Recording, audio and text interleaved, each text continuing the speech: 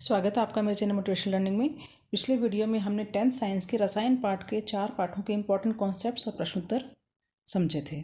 इस वीडियो के द्वारा हम बायोलॉजी पाठ के 2 पाठ जैव प्रकम और नियमन के इंपॉर्टेंट कॉन्सेप्ट्स और प्रश्नोत्तर को समझेंगे, जिससे आपको आसानी से याद हो जाए। चलिए शुरू करते हैं।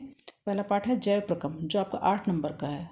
तो एक अंक 8 नंबर काफ़ी होते हैं, तो ये पाठ आपको अच्छी तरह से याद करना है। दूसरा है नियंत्रण समन्वय में, ये आपका 6 अंक का है। कुल मिला के दोनों पाठ जो हैं 14 नंबर के हैं और काफ़ी इंपॉर्टेंट भी हैं। चलिए शुरू करते हैं। पहला जैव प्रकम। जैव प्रकम में सबसे पहले जैव प्रकम किसे कहते हैं? जैव प्रकम में सभी क्रियाएं आती हैं जो जीवित रहने के लिए आवश्यक है, जैसे पोषण, श्वसन, उत्सर्जन, परिवहन, जनन आदि।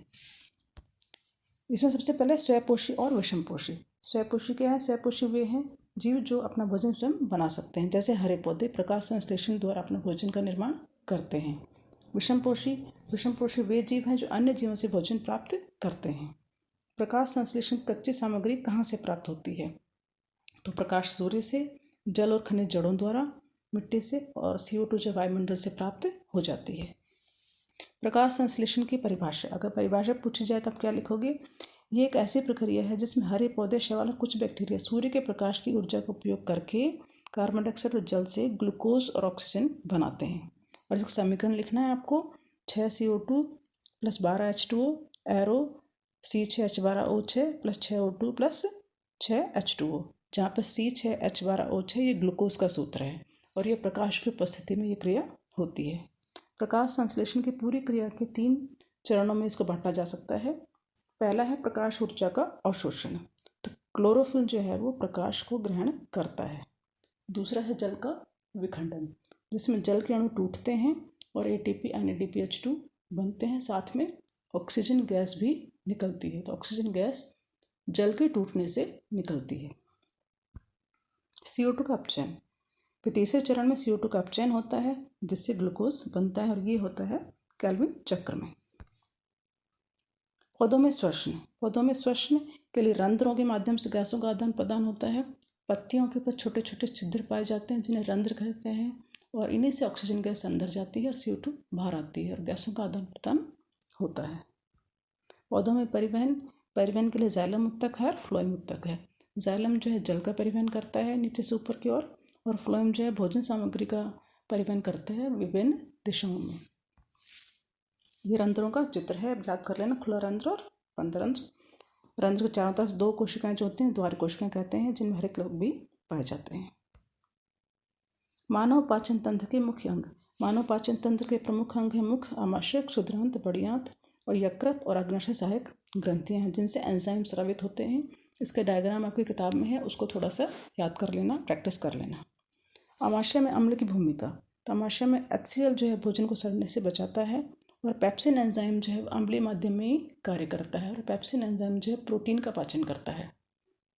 उसके बाद है पाचक एंजाइम का कार्य क्या है? पाचक एंजाइम जटिल भोजन को सरल घुलनशील रूप में बदलते हैं, जैसे स्टार्च को ग्लूकोज में।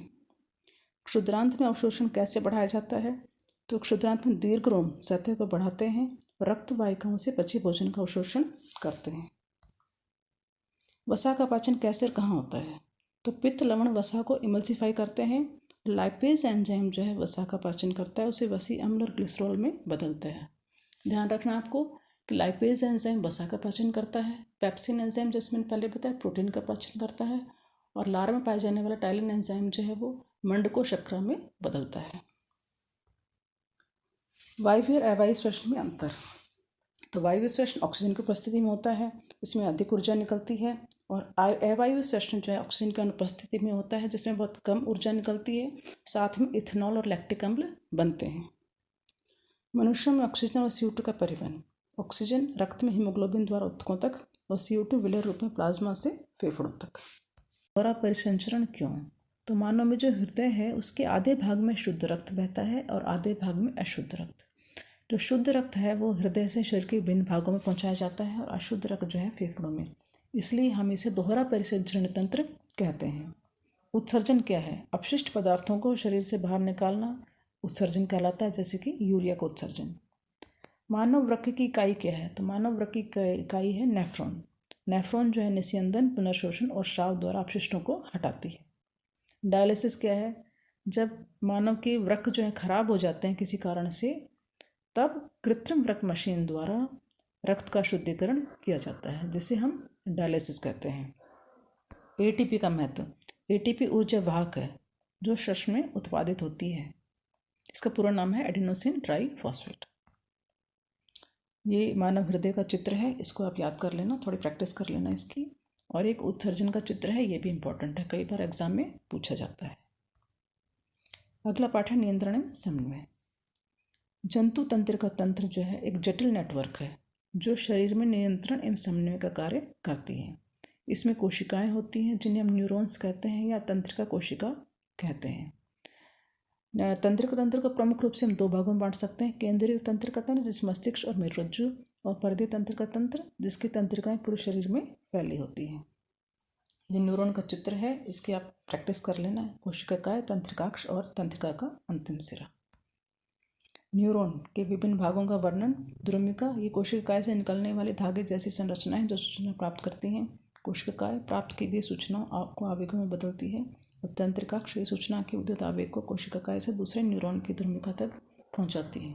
दो न्यूरॉन्स के बीच में आवेगों का आदान प्रदान एक माध्यम से होता है जिसे हम सिनेप्स कहते हैं। सिनेप्स की परिभाषा क्या है? ये तंत्रिका के अंतिम सिरे, एक तंत्रिका के अंतिम सिरे अगली तंत्रिका कोशिका के द्रुमिका के मध्य का रिक्त स्थान है। यहाँ विद्युत आवेग को रासायनिक संकेत में बदला जाता है जिससे वह आगे संचरित हो सके। तो ये सिनेप्स की परिभाषा कई बार पूछी जाती है। प्रतिवर्ती क्रिया क्या है? किसी उद्दीपन के प्रति तेज व अचानक की गई अनुक्रिया प्रतिवर्ती क्रिया कहलाती है। इसका संचालन मेरुरज्जु द्वारा होता है।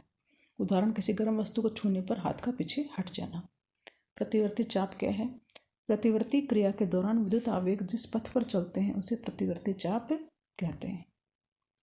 मानव मस्तिष्क की संरचना। तो मानव मस्तिष्क जो है वो सभी क्रियाओं का समन्वय का केंद्र है।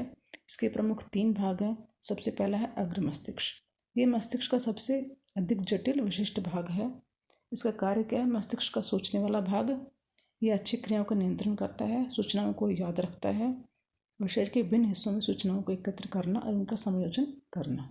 और भूख से संबंधित केंद्र भी यहीं पाया जाता है। दूसरा है मध्य मस्तिष्क। यह अनैच्छिक क्रियाओं को नियंत्रित करता है, जैसे पुतले के आकार में परिवर्तन। पश्च मस्तिष्क, इसके 3 भाग हैं जिसमें प्रमुख है अनुमस्तिष्क और मेडुला। अनुमस्तिष्क शरीर की संस्थिति तथा संतुलन बनाए रखने का कार्य करता है, उदाहरण के लिए पेन का उठाना। और मेडुला जो है अनैच्छिक क्रियाओं का नियंत्रण करता है, जैसे रक्तचाप या बीपी और वमन यानी उल्टी। ये मस्तिष्क का चित्र है, इसका भी आप डायग्राम थोड़ा याद कर लेना। पादप गति, हमें पता है जंतु गति करते हैं, लेकिन पादप भी सीमित मात्रा में गति करते हैं, जिसमें है प्रकाशानुवर्तन यानी प्रकाश की तरफ, गुरुत्वानुवर्तन मतलब पृथ्वी के गुरुत्वाकर्षण बल की तरफ, जैसे जड़ों की गति, रसायनुवर्तन रसायन के प्रति गति, जलानुवर्तन पानी की तरफ जड़ों की गति। पादप हार्मोन।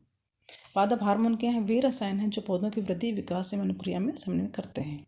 प्रमुख पादप हार्मोन है ऑक्सिन, जिब्रेलिन, साइटोकाइनिन, एब्सिसिकम और इथिलीन। चलिए देखते हैं इनके बारे में थोड़ा।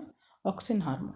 ऑक्सिन शाखाओं के अग्रभाग पर बनता है। ये कोशिकाओं की लंबाई में वृद्धि करता है और प्रकाशानुवर्तन में सहायक है। जिब्रेलिन तने की वृद्धि में सहायक है। साइटोकाइनिन ये कोशिका विभाजन की गति को तेज कर देता है और फल व बीज में अधिक मात्रा में पाया जाता है। एब्सिसिक अम्ल, इसे तनाव हार्मोन भी कहते हैं और ये वृद्धि का संदमन करता है यानी कम करता है, और पत्तियों का मुरझाना। इथिलीन ये मेनली जो है फलों के पकने के लिए सहायक है। जंतुओं में हार्मोन। तो हार्मोन जैसे मैंने बताया वो रसायन है जो जंतुओं की क्रियाओं, विकास एवं वृद्धि का समन्वय करते हैं। जंतुओं में अंतःस्रावी ग्रंथियाँ पाई जाती हैं। अंतःस्रावी ग्रंथियों की परिभाषा क्या है? वे ग्रंथियाँ जो अपने उत्पाद रक्त में स्रावित करती हैं, जिन्हें हम हार्मोन कहते हैं। प्रमुख ग्रंथियों का वर्णन भी आपको याद करना है, जैसे कि सबसे पहले है पीयूष ग्रंथि। पीयूष ग्रंथि जिसे हम मास्टर ग्रंथि भी कहते हैं, मस्तिष्क में पाई जाती है, जो अन्य सभी ग्रंथियों पर नियंत्रण करती है। इसका प्रमुख कार्य है शरीर की वृद्धि करना। दूसरा है थायराइड ग्रंथि। ये गले में स्थित होती है, मेटाबॉलिज्म की गति का नियमन करती है और इसकी कमी होने से मोटापा होता है, थकान होती है, और ज़्यादा होने से जो है वजन घटता है और घबराहट होती है। पैराथायराइड ग्रंथि ये रक्त में कैल्शियम की मात्रा बढ़ाती है। अधिवृक्क ग्रंथि दोनों किडनी के ऊपरी में होती है और इससे निकलने वाले हार्मोन को तनाव हार्मोन कहते हैं या एड्रेनालिन हार्मोन कहते हैं। और इससे कोर्टिसोल भाग जो है वो शुगर की मात्रा को नियंत्रित करता है। अग्नाशय ग्रंथि, इससे इंसुलिन हार्मोन निकलता है जो रक्त में शर्करा की मात्रा का नियमन करता है। पीनियल ग्रंथि, ये मस्तिष्क के बीचों बीच स्थित होती है। इससे मेलाटोनिन हार्मोन निकलता है जो नींद लाता है और दिन रात के चक्र को बनाए रखता है। थाइमस ग्रंथि, ये छाती में स्थित होती है, टी आकार की होती है और इससे निकलता है थायरोक्सिन हार्मोन। वृषण, ये जनन ग्रंथि है जो पुरुष में पाई जाती है। इससे निकलने वाला हार्मोन है टेस्टोस्टेरोन, जो आपको याद रखना है, जो नर के गौण लैंगिक लक्षणों के विकास के लिए उत्तरदायी है। फिर है अंडाशय। अंडाशय से निकलने वाले हार्मोन है एस्ट्रोजन और प्रोजेस्टेरोन, जो स्तन विकास, मासिक धर्म, गर्भधारण और गर्भ व्यवस्था को बनाए रखने में सहयोग करते हैं। आशा करते हैं ये वीडियो आपके लिए उपयोगी रहा होगा और अगले पार्ट हम नेक्स्ट वीडियो में जो है वो एक्सप्लेन करेंगे, समझेंगे। Thanks for watching.